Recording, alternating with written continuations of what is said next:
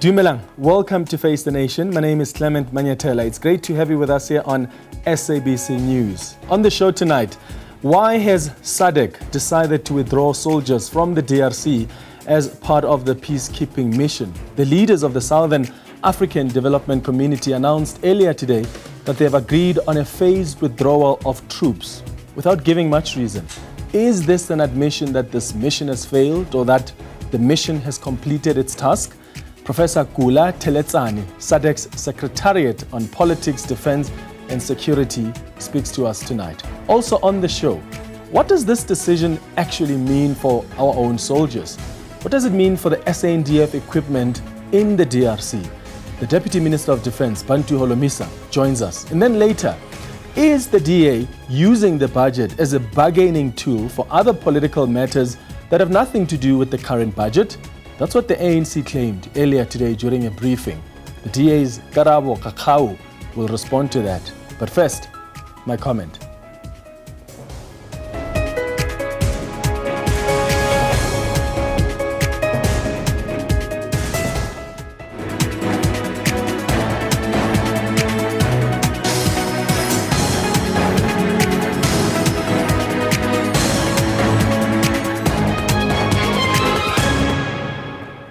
So the ANC is accusing the Democratic Alliance of using the budget as a bargaining tool to negotiate other political and policy issues that have nothing to do with this current budget. The DA was applauded for putting its foot down the last time and for refusing to sign off on this 2 percentage point increase for VAT, forcing the finance minister back to the drawing board. The finance minister has now made a revised proposal and the DA is still rejecting it. The DA claims that, well, we're rejecting it because we care about the poorest of the poor, who will be the hardest hit by this increase, and also because the budget is not pro-growth. And as a result, they won't vote to pass it. There are some things that we want. We've said very clearly, we're in this government for growth and jobs. If we are not going to take the bold decisions that go hard for growth and jobs, well then we're going to not lend our support and vote to budgets that don't speak to that. And I hope that sanity is going to prevail. I hope that now we can enter into a more mature period of discussing this, because as this budget currently sits today, it has 39 to 40% of the support. Needs 50% plus one to get over. The minister in the presidency came out earlier today to accuse the DA of playing politics and using this budget as a bargaining tool. Their issue with VAT is because they are always interested in making sure that we don't achieve the transformation gains this country has set themselves to. It's about politics. It's about the Mbalula Act that seeks to make sure that children have access to schooling and better in the areas where they reside. It's about Mbalula that makes sure that children can have access to early child development learning. It's about NHI that demands that all South Africans must have access to basic and quality health care. It's about those gains that have been registered that they want to reverse. And to reverse those, they will start with the Expropriation Act. So South Africans should not be fooled that when the DA says they're opposing a VAT increase. No, everybody had signed on the VAT increase and say, let's mitigate, let's get the growth things. And those things that we said must be done have been done. But now the DA wants to hold the country in ransom because they want to reverse the gains of the Expropriation Act that reverse the fundamental sin to the struggle of a free South Africa. Remember, the struggle of a free South Africa was waged on the basis of access to land and the denial of the majority to access land. Now, after that briefing, the ANC held its own briefing, making the same accusation. As expected, the DA has once again revealed its anti-transformation agenda by opposing the progressive budget proposal. Their opposition is not based on concerns for fiscal responsibility, but is instead a desperate attempt to undermine transformation, protect white monopoly capital, and roll back the democratic gains made over the past 3 decades. The DA seeks to use the budget process as leverage to renegotiate its role within the GNU, not because it has interests of the people at heart, but because it is determined to advance an agenda that prioritizes privilege over progress. It is disingenuous for anyone to project themselves as poor in terms of their disposition, when in fact they are not. The DA's demands expose their true intentions. They want labor laws to be scrapped so that employers can fire workers at will. They want black economic empowerment policies to be abandoned. They want to weaken institutions that have been established to reverse economic exclusion, policies that entrenched inequality and racial capitalism in the past, and the ANC will never allow such a regression.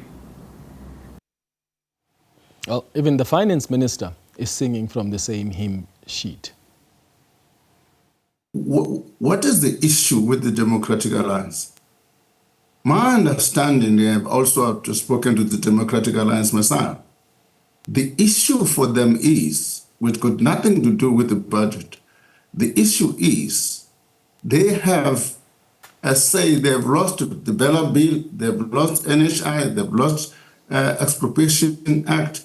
This is the battle. They are going to use the budget to fight those battles in order to build cohesion in their own national, in their own party. It's got nothing to do with the poor. Let me just clarify that first. The second set of issues is that once you table this thing in Parliament, Parliament has got powers to amend budget. And therefore, political parties are going to be discussing, all of them, with no exception, not only the GNU parties, all political parties will have to engage with the budget. And as the Minister of Finance, I've got to engage all the political parties in order to find a solution to achieve 2 things: that we continue to fund the poor, and B, we can get the budget passed. So it is the same script.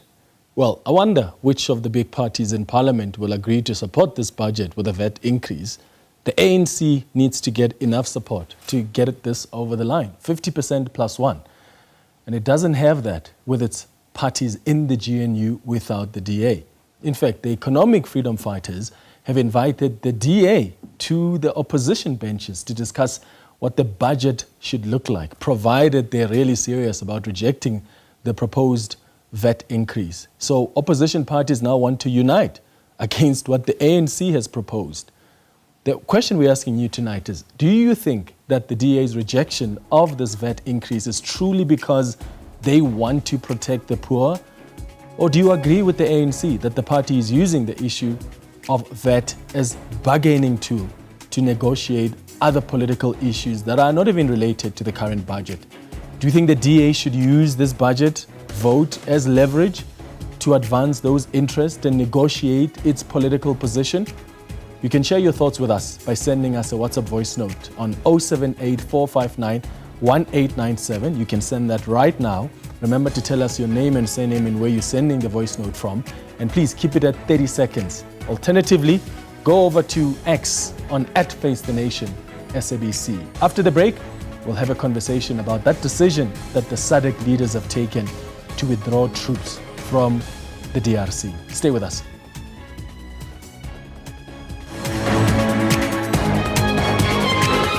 Welcome back.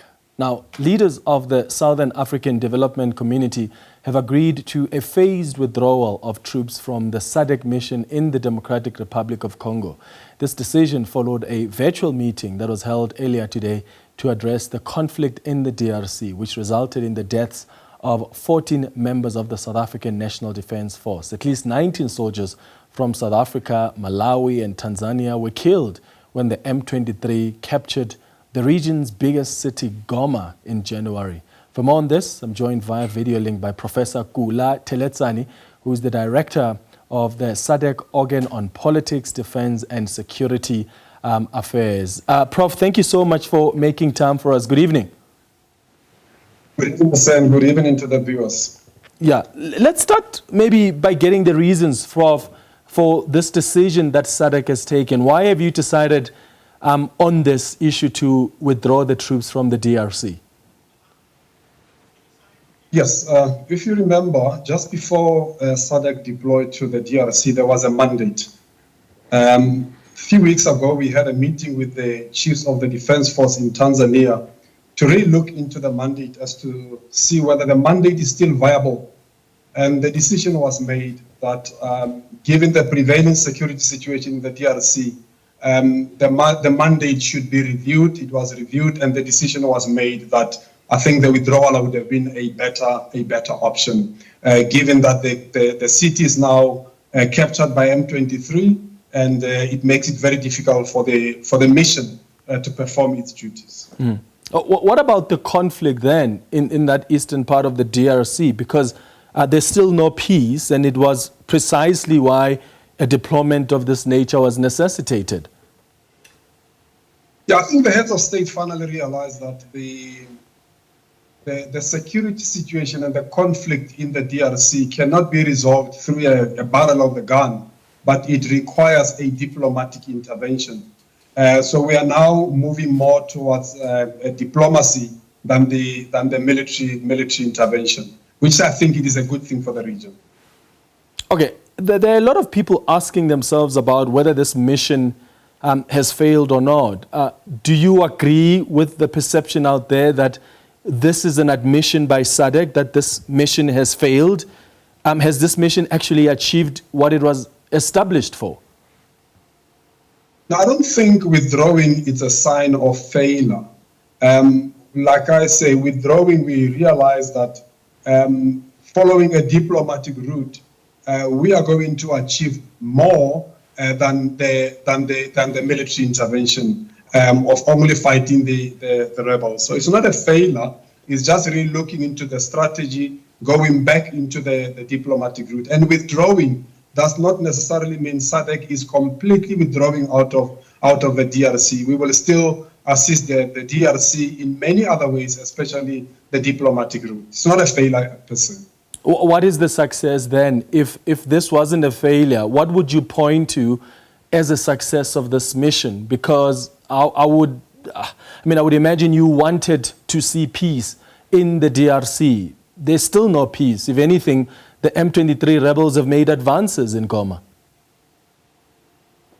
Yeah, I fully agree with you. We wanted to see peace, but you cannot only see peace through military intervention. For me, when SADC was deployed, I think we should have also employed the diplomatic route that should have run parallel to the mission. So it is not really a failure, like you say. We are regrouping, and I think we will make ways. It is really not a failure.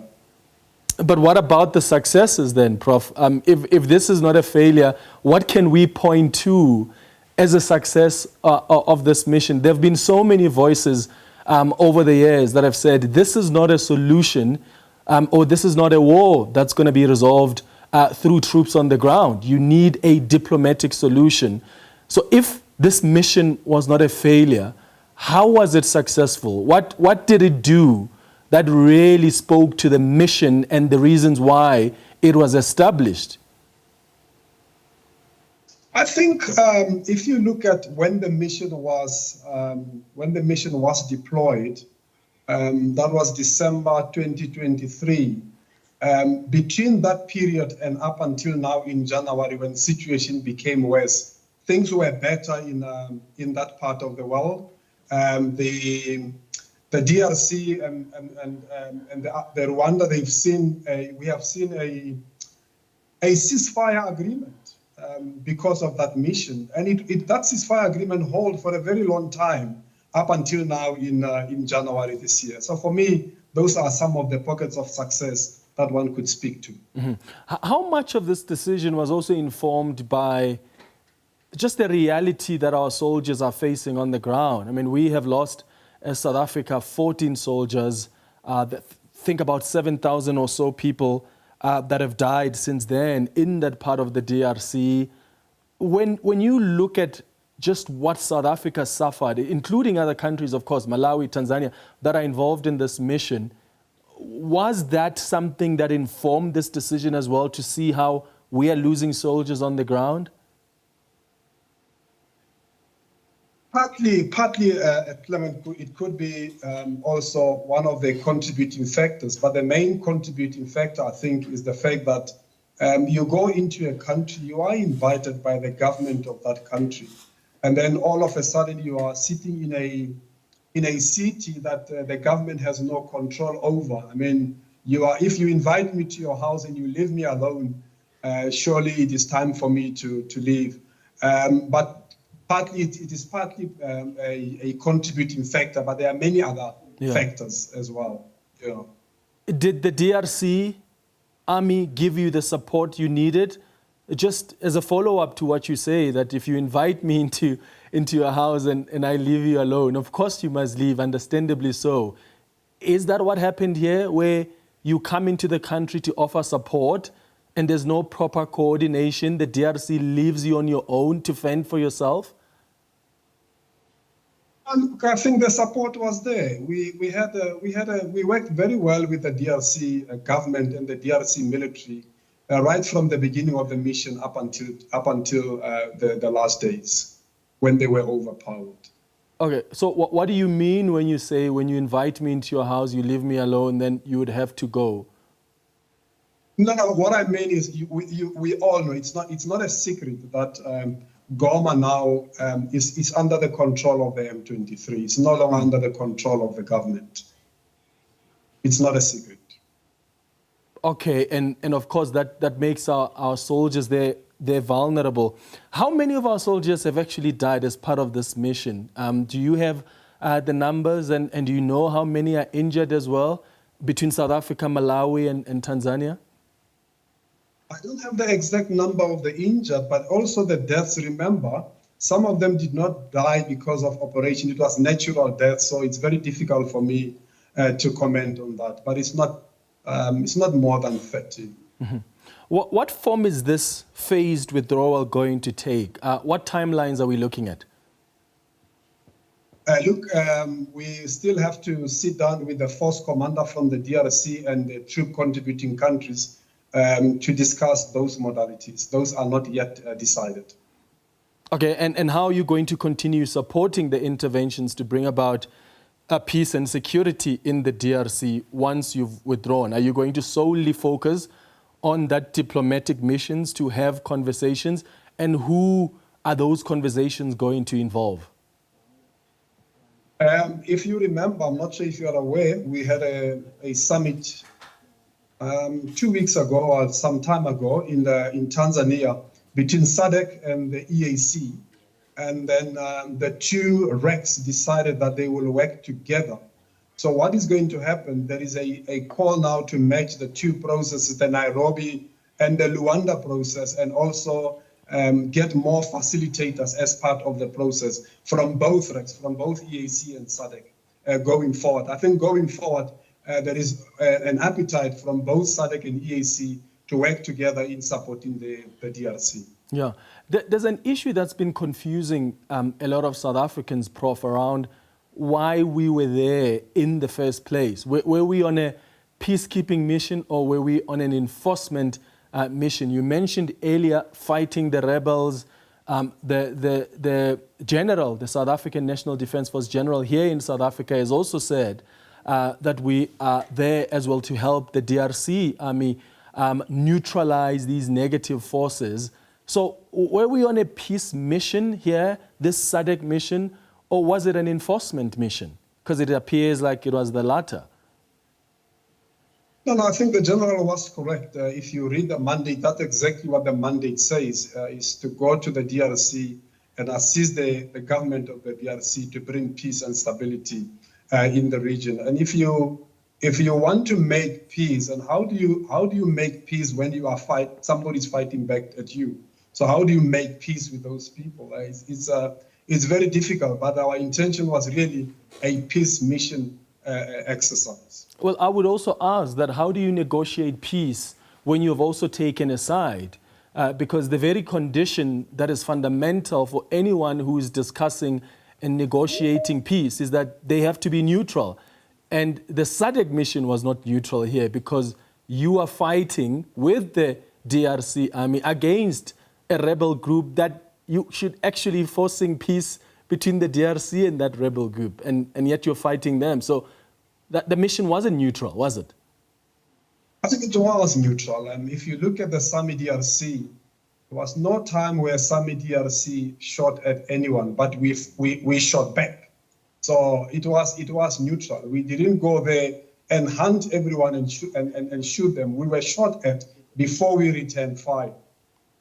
All right, Prof, thank you so much for making time for us. I really appreciate it. That is Professor Kula Theletsane, the Director of the SADC Organ on Politics, Defense and Security Affairs. After the break, we'll have a conversation with the Deputy Minister of Defense, Bantu Holomisa, to find out what this actually means for our own troops. What does it mean for our equipment as well that is there in the DRC? We've seen reports that it's actually quite difficult to extract some of that equipment given the complications in Goma and the areas that are still captured and under the control of the M23 rebels. Stay with us here on Face the Nation.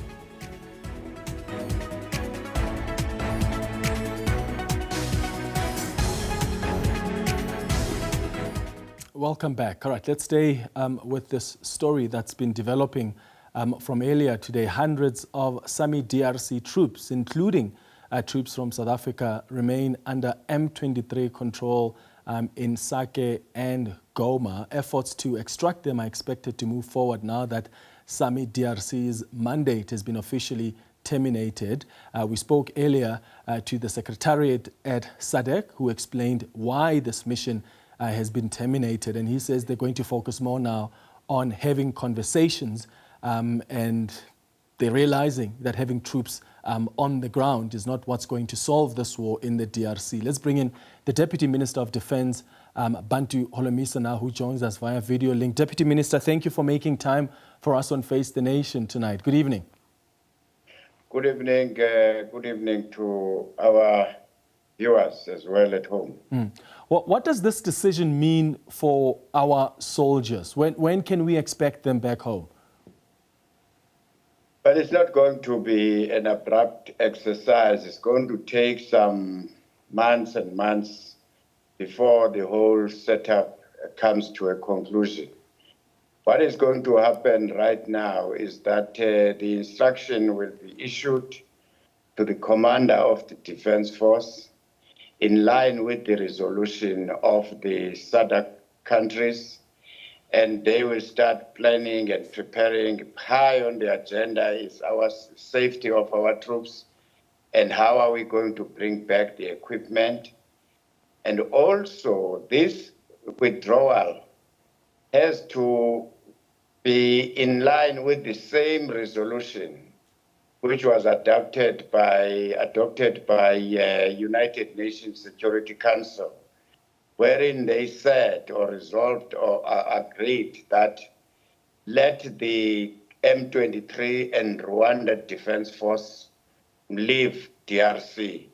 So it's not going to be easy. You can't just withdraw as if on the instructions of another person who was instructing, who was calling for our troops in another country to withdraw. So it's a process.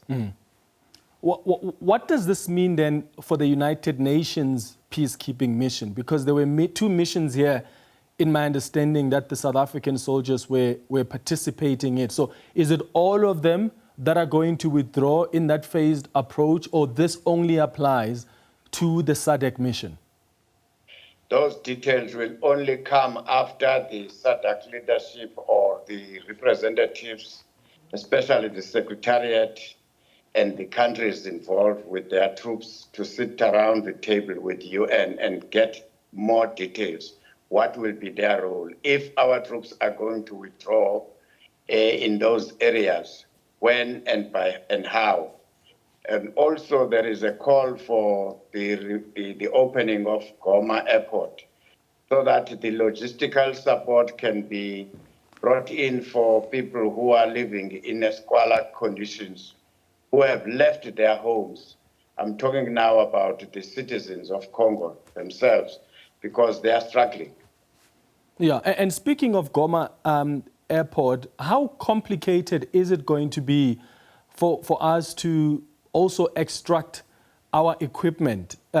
Because there are certain areas that are also still under the control of the rebels. I would imagine negotiations would have to take place. Do we have a pathway through which we can bring that equipment back as the discussions and, of course, this phased approach is implemented? Well, that one is very easy to deal with. There is a United Nations Security Council resolution which said Rwandan forces as well as M23 must get out of that area, or DRC. The SADC this afternoon agreed to withdraw our troops. So who's going to move first and last and so on, or is it going to be simultaneous application of these resolutions? So there is a need between AU, SADC, and UN to actually answer some of your questions. I cannot answer on their behalf because there's no plan at this point in time. Let's look at the soldiers now who are deployed there, our soldiers. What's their status? There were some that were injured. Do we know how many were injured and how they're doing now? All the soldiers who were injured were returned according to the reports, which I'm sure you got it. We didn't get any information that those who were injured are still in DRC. There were over 100, if I'm not mistaken, about 105 or so. But they are back, and those who are in DRC now are okay in terms of health-wise, except that the area where they used to operate is under the control of the M23. And how does that complicate? Sorry, go ahead. But the ceasefire which was negotiated between the President Cyril Ramaphosa and President Kagame of Rwanda still stands and they're still holding. And we must say thank you to those two leaders, because had they not think about the question, the issue of ceasefire, worse things would have happened. But so far, the SANDF members are talking to M23. They are liaising with them because de facto, you like it or not, M23 is in control of that area.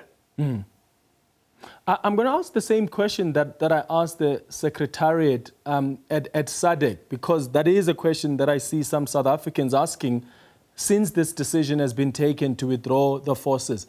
Is this an admission that this peacekeeping mission has failed? The Secretariat was saying, well, we should have actually concurrently run a process where we are talking diplomatically and not just send troops on the ground. As South Africa, what's your position on that?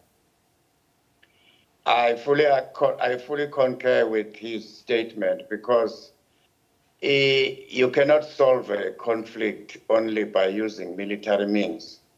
You have to run a parallel structures, which at times run concurrently to address the main problem. So until such time that the UN, AU, and SADC leaders bring everybody under one roof, then the need for military, if they agree, will not be there. So if all agree that there should have been a conversation that runs concurrently, the question then is, why didn't that happen? Well, I don't know. This thing has been there for years. You can even ask those who were there when President Mandela was still around, because the conflict of Congo has been there for years. People should be thankful to South Africa for having initiated the peace talks. The current government is as a result of what Mandela started and Bill Clinton and others. And you will recall that the Congolese were brought to South Africa, including soldiers, including civil society, politicians. They were housed at Sun City. And that process led to the current situation where they have elections. So I'm not going to be apologetic about the role of South Africa. We've done our piece, but the Congolese people must once more be given an opportunity, a second round of meeting and discussing the future of their country. It's not going to help just to lambast and criticize everyone, criticize that one.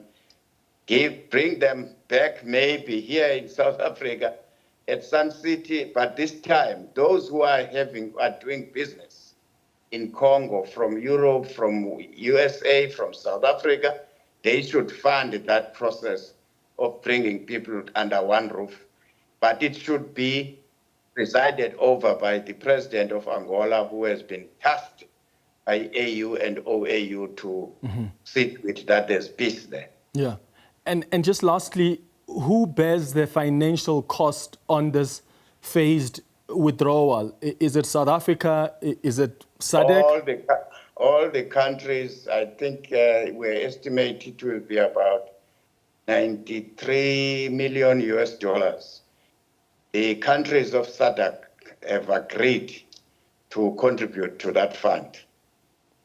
All right. Bantu Holomisa, the Deputy Minister of Defense, thank you for joining us on Face the Nation tonight. Here's the question that we've been asking you tonight about what happened earlier today. We had a briefing from the Secretary General of the ANC. We had a briefing from the Minister in the Presidency, but also we heard from the Minister of Finance, and all of them saying the same thing, accusing the DA of using this VAT issue or the budget to bargain and negotiate other issues. So we've been asking you this evening, do you think that the DA's rejection of the VAT increase is truly because they want to protect the poor? Or do you agree with the ANC that the party is using the issue of VAT as a bargaining tool to negotiate other political issues that aren't even related to the current budget? Or do you think that the DA should actually use this budget vote as leverage because they've lost a lot of battles in the GNU? The ANC has unilaterally taken some positions, even though the ANC has been opposing. Let's look at some of your tweets that have come through. Mogale says the DA is correct in insisting that the ANC must engage on the broader policy positions to grow the economy and create jobs for the millions who are unemployed. Without meaningful engagement with its biggest partner in the GNU, this marriage won't subsist. Dennis says the DA's withholding support for the budget can disrupt governance, potentially delaying essential public service delivery and disrupting investors' confidence. Mlungisi says, let us forget about our political and ideological differences and support the DA, EFF, and all the other opposition parties that are against this VAT. Thank you so much for your tweets. Keep them coming, including your voice notes as well. We'll play them before we wrap up the show tonight. After the break, we'll hear from the Democratic Alliance as they respond to those claims that were made by the Minister in the Presidency, the Finance Minister, and of course, the Secretary General of the ANC. Stay with us.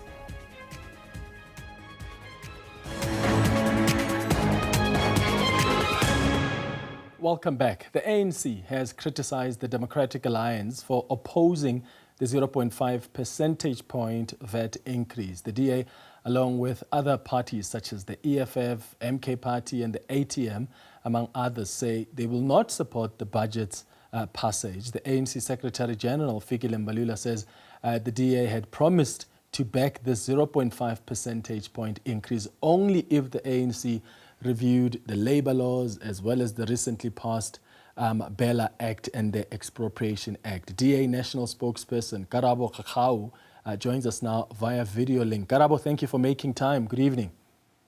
Good evening, Clement. Thank you for having me, and good evening to your viewers. The ANC and ministers in cabinet are convinced you are not rejecting this budget because you care about the poor and how they would be affected by this VAT increase, but because you have used it as a bargaining tool to negotiate other things that have nothing to do with this current budget.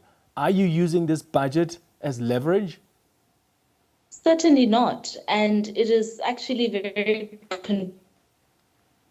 to want to paint that terrible picture of the Democratic Alliance. They're only doing so because they are desperate, Clement. The ANC has fallen short of being that which they promised South Africans to be. They were once a liberation movement, and now they've turned into today's modern-day oppressors. A 39% political party that is rude and arrogant enough to think that in South Africa, our land today, where majority of our people are living in poverty, unable to put food on the table for themselves and their families, where those who depend on state funding such as SASSA have to choose between either buying papa, to put food on the table for themselves, where the middle class have their salaries clock in the morning, but by sunset that whole salary is gone without even being able to pay for majority of their bills altogether. They have the sheer arrogance to tell those same South Africans that they must reach deeper into pockets that are already leaking to put food on the table. Clement, it must be clear here to South Africans that the Democratic Alliance's fight against VAT started at 2% and it's still ongoing at 0.5%, particularly because you cannot, in all honesty, within an economy that is not growing, where people are not getting jobs at a fast enough rate, tell South Africans that they must pay more for soap to bath and take a shower in the morning, that they must pay more for nappies and baby formula, that they must pay more for sanitary towels, that they must pay more for transport to go to work or even to go seek work. It does not make sense. And this is the real reason why the Democratic Alliance is against this thing, because we know why we are in government. The Democratic Alliance is not confused about whose interest it serves when we are in government. We are not interested in safeguarding cronies and the cushioning of politicians.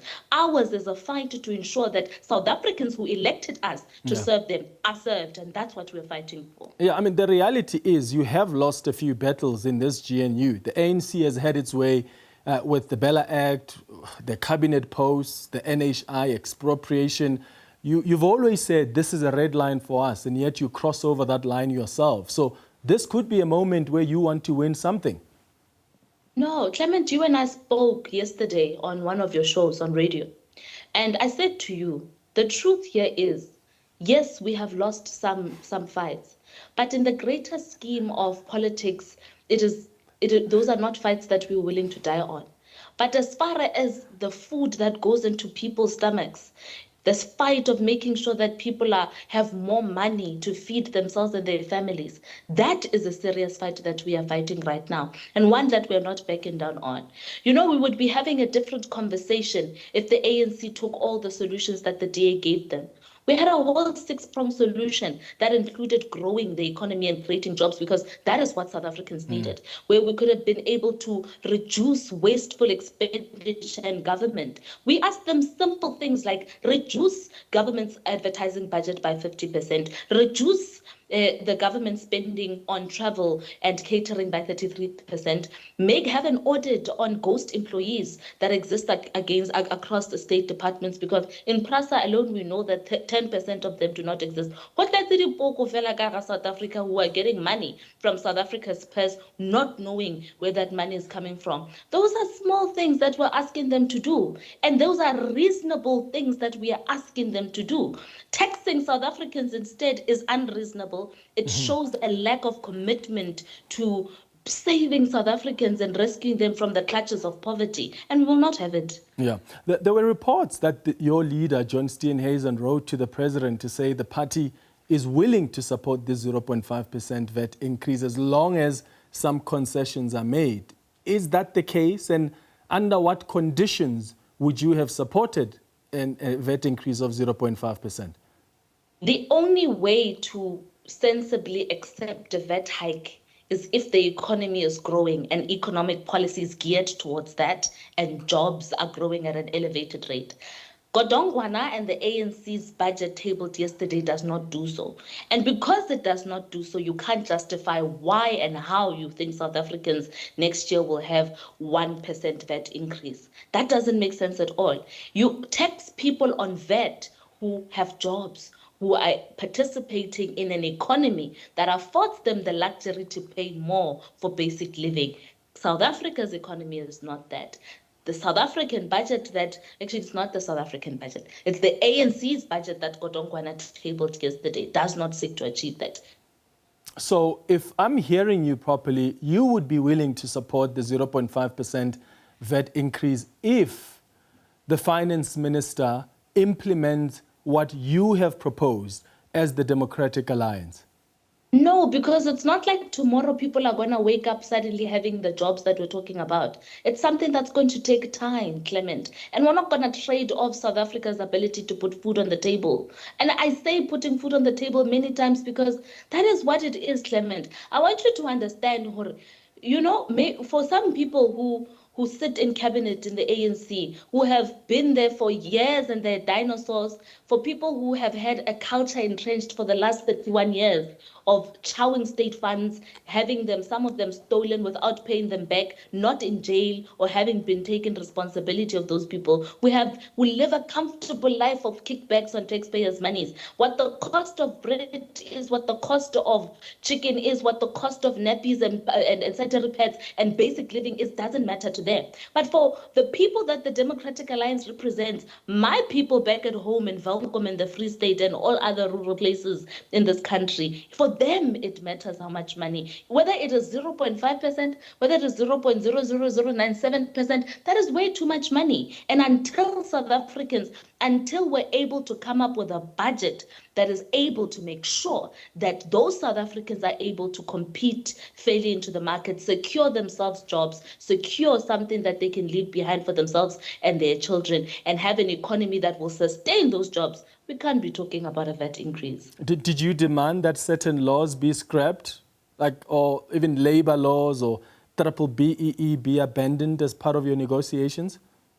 Part of the conversation since we took up the Government of National Unity have always included conversation about BEE in its current form. And we've explained our position on that. We know that BEE in the past has not served the purpose that we were told it was going to be. Instead of unlocking opportunities of creating wealth for majority of South Africans, it served the interests of a tiny connected elite few who have political gains and political relationships, while kicking out the rest of South Africans who can fairly compete for tenders and abilities to have jobs and contracts in South Africa. We've seen it, and therefore we can't support it. And that's a conversation we've had outside of the GNU and even within the GNU. When you look at conversations around the Expropriation Act, you and I had a chat the last time we had a chat on this show about the Expropriation Act. We still believe it is ridiculous for the state to want to compromise property rights in the name of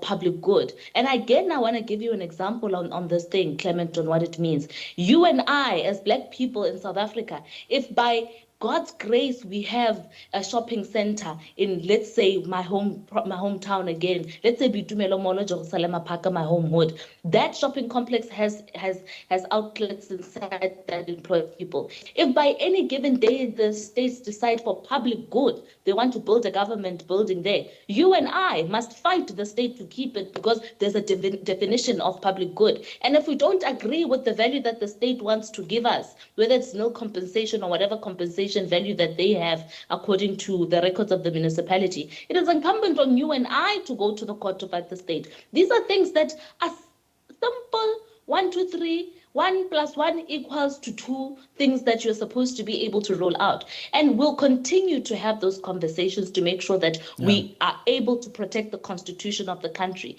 Ours remains Ours as the Democratic Alliance remains one, Clement.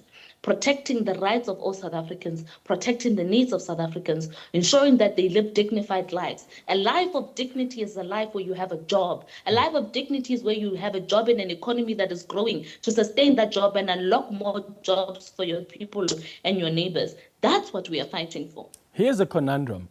Is this the hill you're willing to die on? And I'm asking that because it's going to be awkward to be in the GNU and be in the cabinet when you have not supported a budget. So let's say this budget does get passed by some miracle and the ANC has already started conversations with other political parties.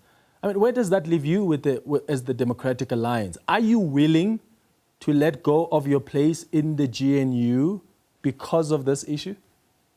It is awkward. You're very, very right. It's a very awkward relationship altogether. One parent wants what's in the best interest of South Africans. The other parent is like, no, hell, they must pay more for money. But the bottom line here is that FedEx hasn't met. We haven't met as a FedEx to make a decision on whether or not this is something that we are going to work out on. And until FedEx has regrouped and taken a decision about how we are moving, all I know right now is we're still in the GNU, we're still fighting for South Africans, and we're still saying no to that, no to the ANC's VAT hike. What do you say to South Africans who say, we've seen you play this game before, where you appear to be so outraged and you threaten that this is a red line, because that's happened before, only for you to still stay in the same GNU that you accuse of constantly abusing you and not consulting you. You're beginning to sound like COSATU and the SACP, who complain about an alliance and not being heard, and yet they're still in it. That's what you're doing as the DA. We are far from COSATU and the SACP. We don't have a tripartite alliance with the ANC. Our number one loyalty is South Africans and nobody else. We are not here trying to line up deployment, and that is not our goal.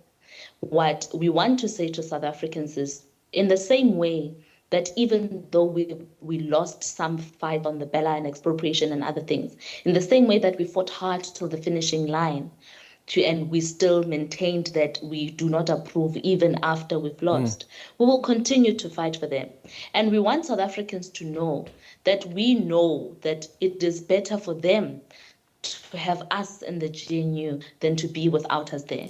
And until such a time that we have taken a decision where we are of the opinion that we are unable to operate in the best interest of South Africans, where we are chained and unable to change their lives, we will continue to fight in the GNU for them. Just lastly, the EFF has invited you to the opposition benches to discuss what the budget should look like. If you're really serious and you're not playing games here, and you're serious about rejecting this proposed VAT increase, will you take up that offer? I mean, these are consultations that are still there. You know that the process of Parliament includes that all political parties in committees must work together towards reconstructing the budget that they want, the inputs that they want, and committee reports then are influenced by that. And in the same spirit, we'll participate in Parliament. But right now, as for whether John and Julius have sat together and are saying they're going to talk, I don't know whether that is going to happen. But I don't want to call it hatred, but is your lack of approval of the EFF, because you've called them basically they're the enemy, is really that what's going to block you from putting the interests of South Africans first? If really working with the EFF and other parties is going to block this budget, are you really going to use your quote-unquote hatred, lack of approval for the EFF to step aside, even when there's an opportunity to work with other parties here, to even advance your own stance? We've disapproved of the ANC's government for years, and we're able to sit on the same table in the best interest of South Africans to work with them. So if there is a solution that is at the heart of solving South Africa's economic crisis, then we are in favor of having that solution resolved. That is why we are in the government of national unity. That's why we've put our hands up for public service. That's certainly why we took the oaths and affirmations to serve. So that is what I'll commit to for now. Karabo Khakhau, DA National Spokesperson, thank you for making time for us. Let's wrap with some of the voice notes that you've sent us this evening.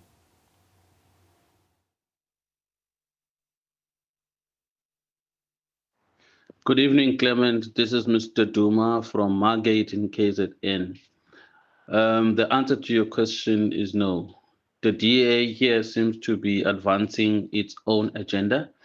And to solve this problem, let the ANC kick the DA out of the GNU, and they must rope in the Progressive Forum into the GNU.